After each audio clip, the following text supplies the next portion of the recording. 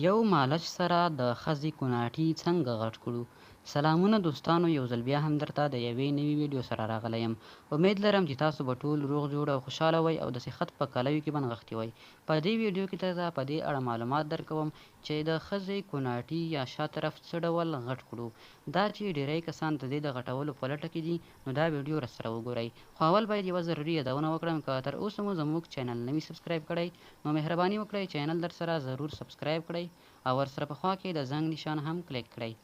دوستانو، دا چې د ښځې غټ کوناټي خو ډېر خوند کوي، دا هلکانو ته هم خوند ورکوي. ډېری هلکان غواړي چې د ښځې کوناټي غټ وي، او بله خبره دا ده چې کله چې د ښځې کوناټي غټ وي، نو بیا ښځه په طاقت کې هم وي، او بله دا ده چې د هغې سره ښځه هم ښایسته ښکاري. نو ډېر کسان غواړي چې د ښځې کوناټي غټ وي. خو دا چې د دې د غټولو طریقه څه ده؟ دوستانو، د دې دپاره خو ډېرې زیاتې طریقې دي. ځینې طریقې چې دي هغه د خوراک په قسم دي، چې خوراکونه دي هغه خوري، په هغې سره غټېږي. او ځینې هم د مالش طریقې دي، او ځینې بیا داسې طریقې دي چې هغه د ښایست لپاره سرجري یا د ښایست لپاره عملیات دي، چې نن سبا په ټوله دنیا کې دغه رواج شوي دي. او د وجود کومه حصه چې ته وغواړې چې هغه غټه کړې یا کوچنۍ کړې، نو هغه په هغه ځایونو کې تا ته عملیات کوي یا پیچکاري درکوي، او هغې سره غټول یا هم کوچنیوالی راځي. خو دا له یوه طرفه ډېر زیات قیمتي دي، او له بل طرفه ډېر زیات نقصان لري. نو تاسو باید داسې وکړئ چې که چېرته د خپلې ښځې کوناټیو غټولو په لټه کې وئ، تاسو د واسلینو څخه کار واخلئ.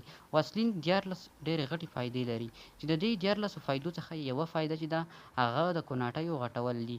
یعنې که چېرته تاسو د واسلینو سره په تقریبا یوه کاشوغه واسلینو سره د ښځې یو کوناټی مالش کوئ، او په هغې سره د ښځه خپل کوناټي مالش کوي، او تقریبا تر 10 دقیقو یا 10 منټو پورې دې مساج ورکوي، نو دا به په 2-3 میاشتو کې ډېر سخت غټ شي. ځکه چې د مساج ورکولو سره او د واسلین په استعمال سره کوناټي خپل پړسیږي او غټېږي. دا طریقه یې اسانه هم ده، فایدهمنه هم ده، نقصان هم نه لري، او پیسې هم نه ورباندې مصرفېږي. دوستانو، یوه ضروري یادونه وکړم چې زموږ د ویډیوګانو غلط مقصد وانخلئ. دا هغه پوښتنې دي چې تاسو موږ ته رالیږلي وي. ځینې کسان موږ ته پوښتنې رالیږي چې دا راته ځواب کړئ، نو موږ ځکه په دې باندې درته ویډیوګانې جوړوو. دوستانو، هیله ده چې زموږ د ویډیو غلط مقصد وانخلئ. ویډیو لایک کړئ، شیر کړئ، او چینل هم ضرور سبسکرایب کړئ. د ویډیو لیدلو مو ډېره زیاته مننه.